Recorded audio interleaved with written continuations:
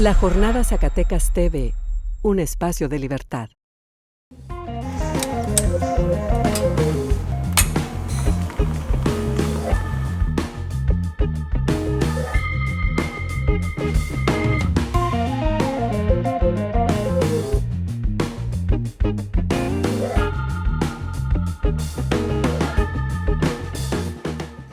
El martes pasado, por la mañana, el Sistema Meteorológico Nacional, que en México es el responsable de estar monitoreando lo que dicen y opinan y observan los observatorios del mundo para pronosticar los fenómenos atmosféricos y climáticos, señaló que el huracán Otis estaba en poco más de 270 kilómetros de distancia al sur de Acapulco, que tenía una intensidad de 2 grados y que probablemente avanzara en 1 grado alrededor de cada 7 horas. En ese momento el país estaba en calma, en Acapulco la gente recibió esa información sin alarma y terminó la mañanera y el presidente no se refirió a lo que estaba pasando. Incluso a esa hora todavía no se calificaba como huracán, lo que en ese momento era una tormenta tropical. Avanzó el tiempo y ya por la tarde del mismo martes empezó a prenderse, a encenderse la luz de alarma, porque a diferencia de lo que habían previsto, el huracán creció en intensidad y se acercó bastante a Acapulco. Todavía a las 6 de la tarde pronosticaban que el huracán entraría a Acapulco, tocaría tierra entre las 4 y las 6 de la mañana del día siguiente, miércoles. A eso de las 8:30, tanto la gobernadora como el presidente de la República emitieron alarmas señalando que el huracán seguía creciendo y que no se podía predecir qué iba a pasar, a qué hora iba a llegar, con qué intensidad. Lo cierto es que el huracán adquirió nivel 5 y con vientos de más de 250 kilómetros por hora, lo que lo convirtió en el monstruo mayor que ha vivido México y muchos otros países. De ese tamaño fue el huracán Katrina, que devastó Nueva Orleans y le costó un poco más de 200 muertos. En México, el huracán llegó con una fuerza que derrumbó miles de postes que transmiten la energía eléctrica, cientos de líneas de alta tensión, descompuso alrededor de 38 plantas generadoras de la Comisión Federal de Electricidad, arruinó la inmensa mayoría de la infraestructura turística de Acapulco y miles de viviendas fueron golpeadas por el huracán. Ahí mucha gente perdió la propia vivienda, cuando menos sus techos y sus enseres domésticos. Las telecomunicaciones dejaron de operar. Ya para el mediodía del miércoles nadie sabía bien a bien qué había pasado en Acapulco porque no había comunicación. De manera que el presidente, a eso de las 10, 11 de la mañana del miércoles, tomó la decisión de, dado que no había comunicaciones, había que ir a Acapulco por tierra. Él no tenía conocimiento todavía del tamaño de los daños que tenían la supercarretera de México a Acapulco, ni la vieja carretera libre por medio de la cual podrían llegar.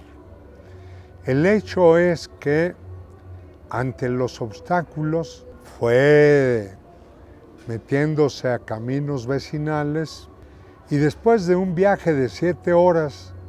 llegó a Acapulco. Él ha dicho que ese viaje tan largo, inesperadamente largo, le permitió hablar con mucha gente y que supo las angustias de la población en los caminos que fue recorriendo. De manera que al llegar a Acapulco y reunirse con el personal que ya estaba ahí, del personal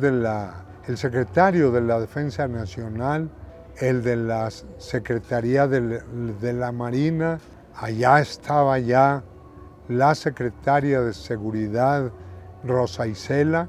de manera tal que a esas horas tomaron las primeras medidas para que se echara a andar todos los procedimientos que nuestras Fuerzas Armadas y las Secretarías del Bienestar y de Medio Ambiente tienen preparados para enfrentar las emergencias. Así pues, ya el miércoles en la noche se empezaron a recorrer las calles, a observar el gravísimo daño que tenía la infraestructura y sobre todo a cuidar la seguridad de la población. No obstante ello, y dadas las condiciones que había, hubo algunos ciudadanos que se organizaron e irrumpieron en centros comerciales dándose a la rapiña. Afortunadamente fueron unos cuantos, no llegaron ni a 10, y la Comisión Federal de Electricidad puso a andar también sus procedimientos, sus operativos que le han dado fama en el mundo entero. La Comisión Federal de Electricidad ha tenido ya muchas experiencias de levantar las infraestructuras eléctricas, tanto las de transmisión como las de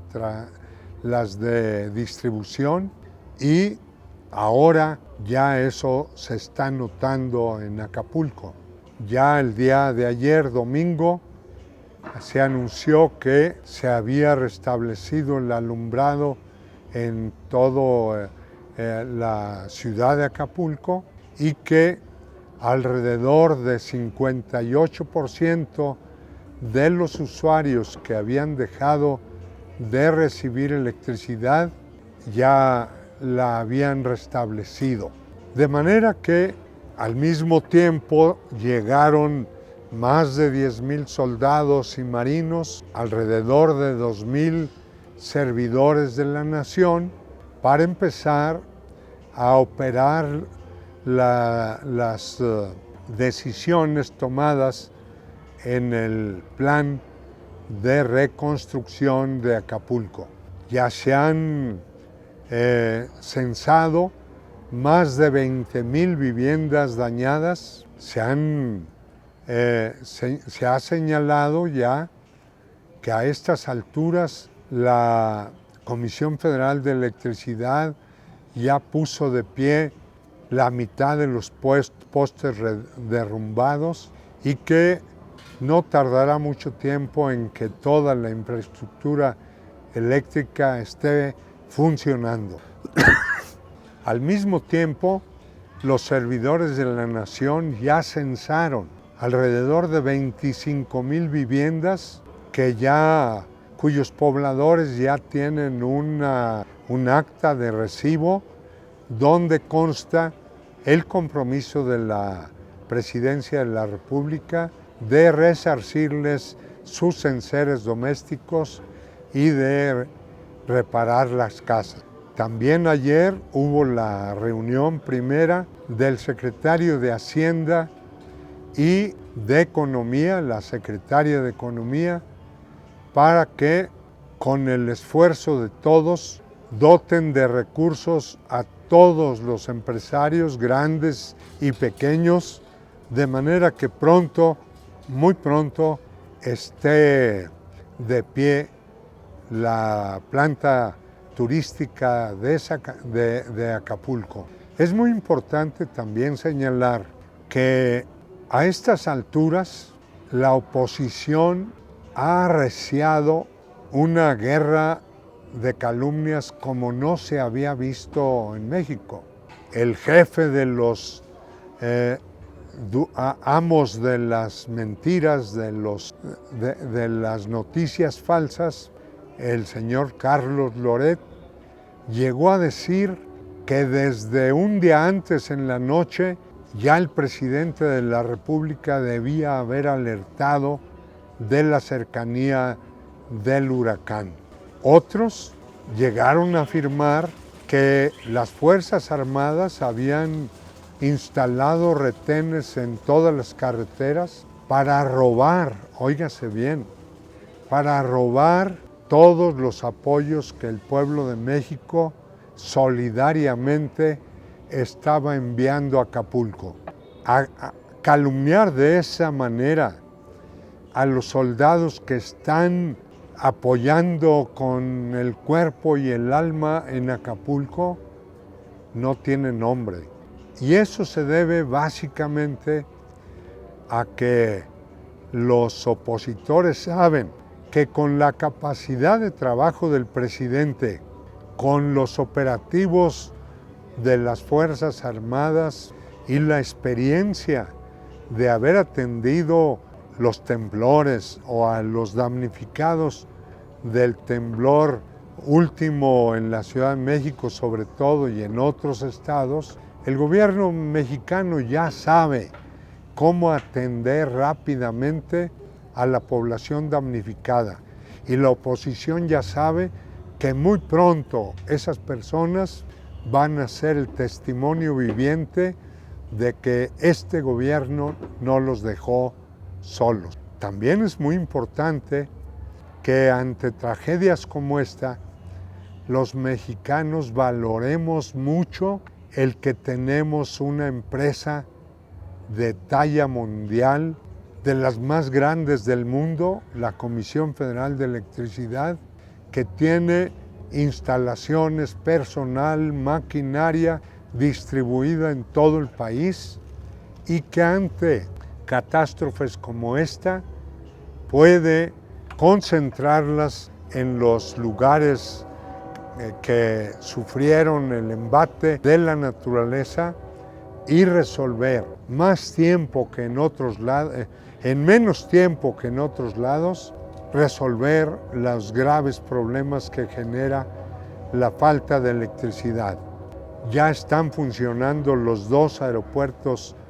de Acapulco. Uno todavía no tiene todas las condiciones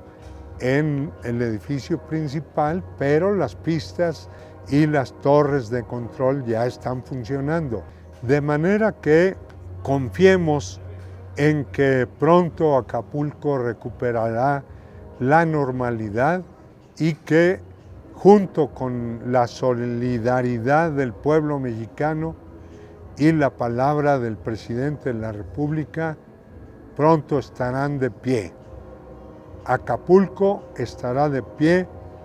por el apoyo de todos los mexicanos.